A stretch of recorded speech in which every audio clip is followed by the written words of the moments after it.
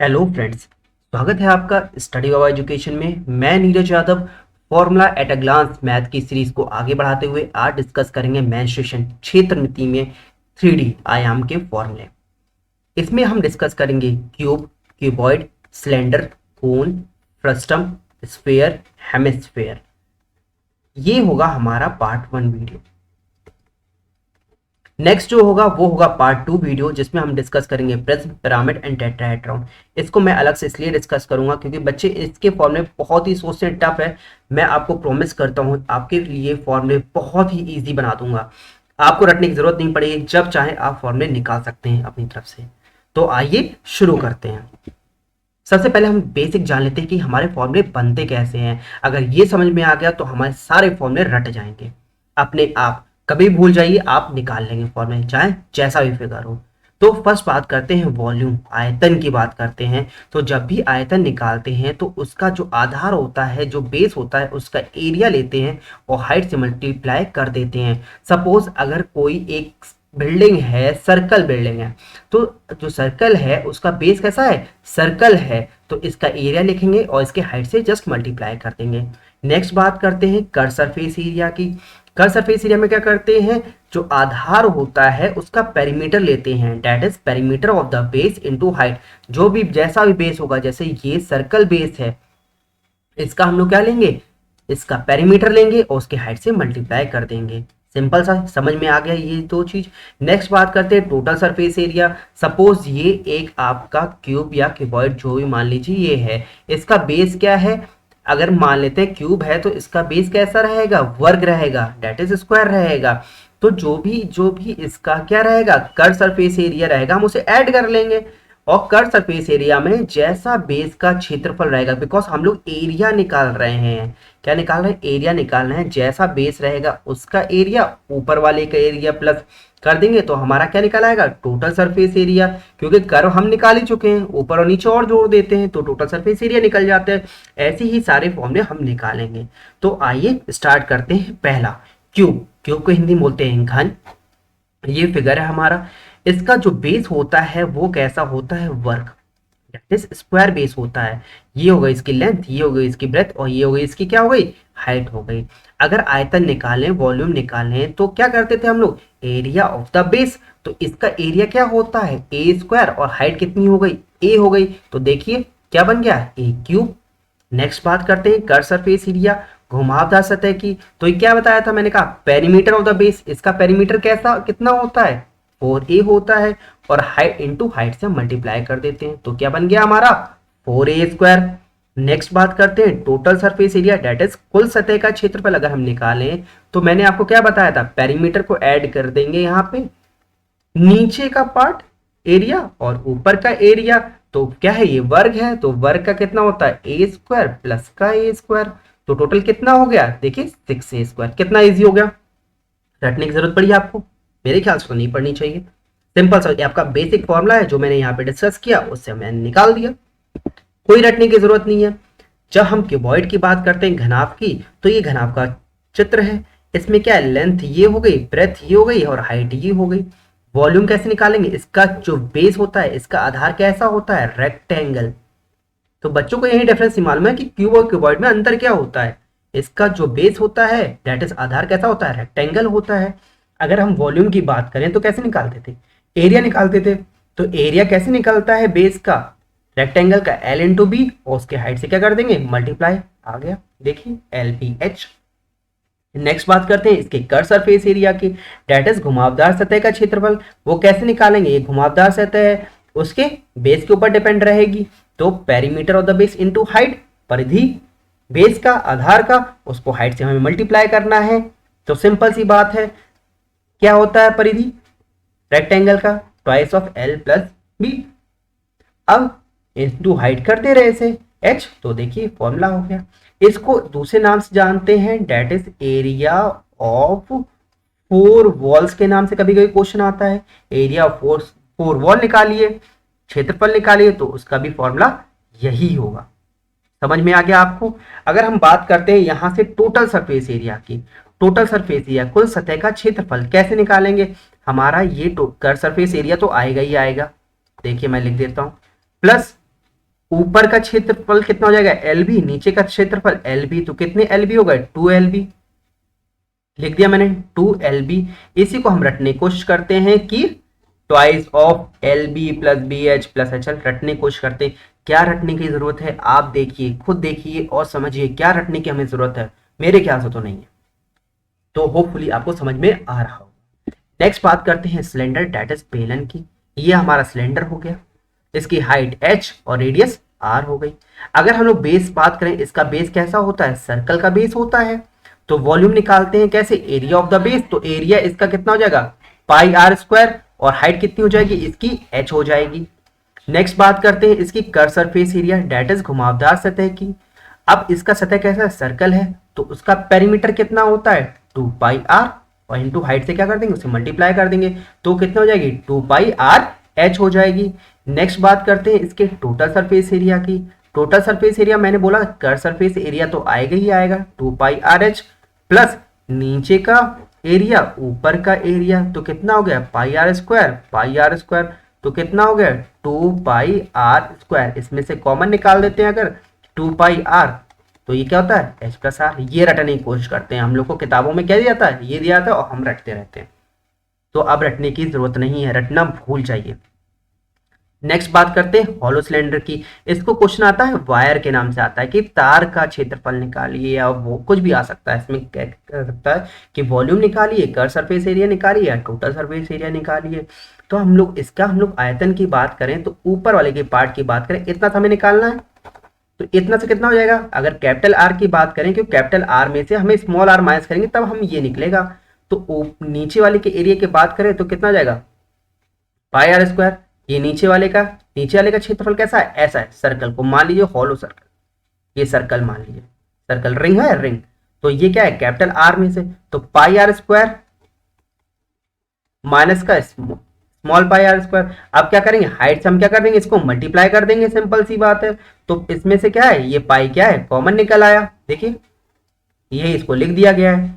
अब curve surface area की अगर हम लोग बात करें, कर्व सरफेस एरिया क्या हो गया, अंदर की ये सतह हो गई और बाहर की सतह ये हो गई, अंदर की सतह ये सतह हो गई और बाहर की सतह ये सतह हो गई। तो अंदर की सतह का निकालने के लिए क्या करेंगे 2πr, और बाहर की सतह को निकालने के लिए करेंगे 2πr, यही होता है परिधि का फॉर्मूला। और ऐसे क्या करेंगे, उसे मल्टीप्लाई कर देंगे, देखिए 2πr प्लस RH, ये लिखा रहता है, हम रटने की कोशिश करते हैं।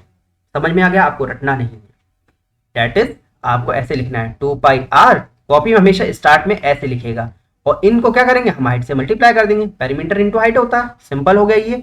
नेक्स्ट बात करते हैं टोटल सरफेस एरिया की। सिंपल सी बात है, ये तो आएगा ही आएगा कर्व सरफेस एरिया। नीचे अगर बात करें तो नीचे का ये एरिया होता है और फिर ऊपर का एरिया होता है, इसलिए 2 से क्या करेंगे उसे मल्टीप्लाई कर देंगे, इसी पार्ट को क्या करेंगे 2 से मल्टीप्लाई कर देंगे, तो ये निकल आएगा। देखिए कितना इजी हो गया। मेरे ख्याल से आप रटने की जरूरत नहीं है।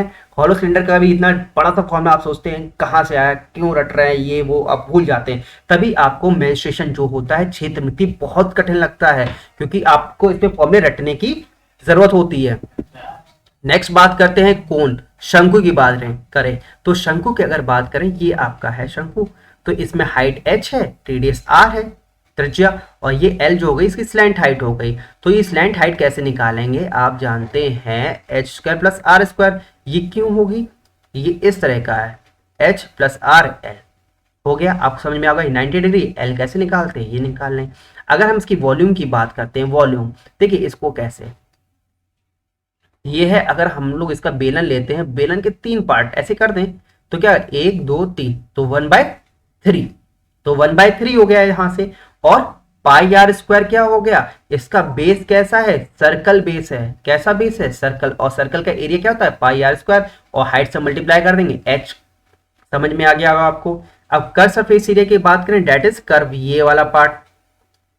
अब देखिए पाई कांस्टेंट होता है, जो भी सर्कल का पार्ट होता है उसमें पाई कांस्टेंट होता है, लगाते हैं। और r रेडियस है, जो रेडियस है जो नीचे का, क्योंकि बेस के ऊपर डिपेंड रहेगा, और इनटू l जो स्लैंट हाइट होगी, बिकॉज ये वाली हाइट होगी, इसमें सीधी नहीं तिरछी हाइट होती है, तो πrl निकल गया यहाँ से। अब टोटल सरफेस एरिया की बात करें तो πrl तो आएगा ही आएगा, plus area of the base, ऊपर वाले को कर देंगे πrl और नीचे वाले को क्या कर देंगे area of the base, that is πrl plus πr square, और यहीं से क्या करते हैं पाई आर कॉमन निकाल देते हैं, एल प्लस आर। बच्चों को ये रटवाते हैं नीचे वाला, कैसे रट लेंगे बच्चे, कैसे याद रहेगा सबको कि हमें बेस ही नहीं पता है। ठीक है, नेक्स्ट बात करते हैं फ्रस्टम की। फ्रस्टम को हिंदी में बोलते हैं छनक। ठीक है, अब इस क्या है इसका, इसको बाल्टी भी कभी कभी क्या है बाल्टी का निकालने को आ जाता है, तो बाल्टी ही फ्रस्टम होती है। समझ में आ गया। अब इसके वॉल्यूम की बात करते हैं, तो वॉल्यूम क्या है 1/3 पाई तो आएगा ही। अब अंदर की बात करें तो ये एरिया की बात करेंगे नीचे का तो आर स्क्वायर, ऊपर की बात करेंगे तो ये भी r square, pi are square होता है, पाई कॉमन निकाल दिया। अब इसमें क्या होता है आर इंटू आर, ये पूरा सॉल्व करके है, इसका सोल्यूशन थोड़ा लंबा है, मैं आपको सोल्यूशन दिखा सकता। तो pi are square plus R square, उसको हाइट से क्या कर देंगे मल्टीप्लाई कर देंगे। ये चीज समझ में आ गई होगी आपको। नेक्स्ट बात करते हैं कर्व सरफेस एरिया की। कर्व सरफेस एरिया में क्या पेरीमीटर लेते हैं, तो अगर इसकी बात करें नीचे वाले की, तो नीचे वाले का पेरीमीटर कितना जाएगा पाई आर एल, ऊपर वाले की बात करेंगे पूरा ऐसे ये पेरीमीटर है क्योंकि तिरछा है ये, तो ऊपर वाले के रेडियस पे डिपेंड होगा, नीचे वाले की ऊपर वाले का पाई आर एल। तो इन दोनों को जोड़ देंगे तो यहां से क्या निकल आया pi R L plus pi capital R L. अब यही पाई एल कॉमन निकाल लेते हैं, आर प्लस आर रटने की कोशिश करते हैं। लो रट लो भाई, जिसको रटना है वो रट ले, हमें रटना नहीं है। नेक्स्ट बात करते हैं टीएसए, कुल सतह की बात करें तो ये क्या होता है, ये तो आएगा ही आएगा, प्लस नीचे का क्षेत्रफल ऊपर का क्षेत्रफल। नीचे का क्षेत्रफल कितना हो जाएगा पाई आर स्क्वायर, ऊपर का क्षेत्रफल क्या हो जाएगा पाई आर स्क्वायर। इन दोनों को जोड़ देंगे, देखिए ये ऐसे लिख सकते हैं, ऊपर का क्षेत्रफल आ गया pi R plus R into L, नीचे वाले की बात करेंगे तो कैपिटल पाई आर स्क्वायर, ऊपर वाले की बात करेंगे तो ये हो गया। अब इसी में से कॉमन निकाल के ये लिख दिया है और यही हम रटते हैं, और इसमें बची स्लैंट हाइट जो निकालते हैं उसमें आर माइनस आर कर देते हैं, बस ये सिंपल वही फॉर्मूला है, ये कर देते हैं। नेक्स्ट बात करते हैं स्फीयर डेट इज गोला की बात करते हैं। तो जो इसमें आयतन होता है इसको कैसे याद करें, तो इसमें 4/3, 4 से कम कर देंगे 3 हो गया, तो ये याद रहेगा 4/3 याद रहता है। अब देखिए पाई आर क्यूब होता है स्क्वायर हो जाता है, इसमें कंफ्यूजन होती है। तो वॉल्यूम की क्या होती है वो क्यूबिक यूनिट होती है। कैसी यूनिट होती है क्यूबिक यूनिट होती है। तो यहां से 4/3 पाई आर क्यूब, बिकॉज ये जो पार्ट हो गया 4/3 पाई कांस्टेंट हो गया, इसकी कोई यूनिट नहीं होती है, इसलिए आर क्यूब जो इसका रेडियस होगा। नेक्स्ट बात करते हैं टोटल सरफेस एरिया। इसमें कर्व सरफेस एरिया इसलिए नहीं आता क्योंकि इसमें कहीं भी कटाव नहीं होता है। तो टोटल सरफेस एरिया की बात करें तो सिर्फ ऊपर वाला पार्ट ले लीजिए, देखिए 4/3 पाई आर क्यूब लिखा है ना, तो ऊपर वाला पार्ट ले लीजिए, सिर्फ ऊपर वाला पार्ट, तो 4 pi are square, because area निकालना है तो यहाँ पे आर स्क्वायर करना पड़ेगा कि एरिया की कैसी यूनिट होती है स्क्वायर यूनिट होती है, तो 4 पाई आर स्क्वायर याद रहेगा। अब हेमिस्फीयर की बात करें तो इसके वॉल्यूम को क्या कर देंगे आधा, तो जब इसको 2 से डिवाइड करेंगे तो क्या हो जाएगा ये 4/3 पाई आर क्यूब, जिसको 2 से डिवाइड कर देते तो ये कट गया हमारा, कट गया, तो यहां से बचा 2/3 पाई आर क्यूब। अगर टोटल सरफेस एरिया की बात करें तो इसको कैसे याद रखना है, ऊपर वाला पार्ट क्या ऊपर वाले पार्ट को 2 पाई आर स्क्वायर हो जाएगा, नीचे वाला पार्ट का आ जाएगा टोटल सरफेस एरिया हो जाएगा। देखिए निकालने के लिए अगर मैं बताऊं कैसे होगा, पूरा क्या होता है 4 पाई आर स्क्वायर, जब इसे काट दिया जाता है तो इतना सा पार्ट बचता है, इतने से पार्ट को हम लोग लिखते हैं 2 पाई आर स्क्वायर, और नीचे जो सर्कल बचता है उसको लिखते हैं पाई आर स्क्वायर। तो टोटल कितना था 3 पाई आर स्क्वायर, टोटल कितना हो गया 3 pi square total surface area.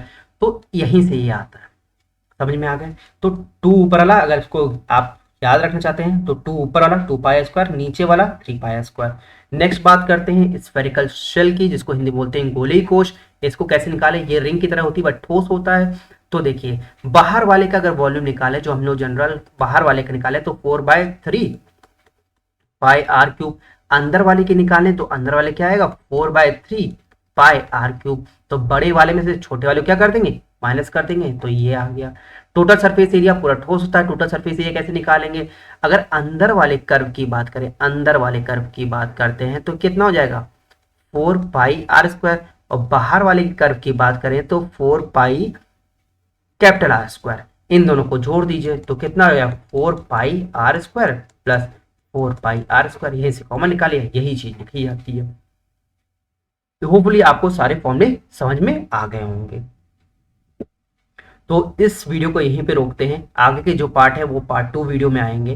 Hopefully आपको सारे फॉर्मूले समझ में आए होंगे, कैसे याद रखना है इन फॉर्मूलों को। रटने की कोशिश मत कीजिएगा ज़्यादा, क्योंकि रटेंगे तो भूल जाएंगे। समझने की कोशिश कीजिएगा, 1-2 बार वीडियो को आप देखेंगे, वीडियो आपको समझ में आ जाएगी।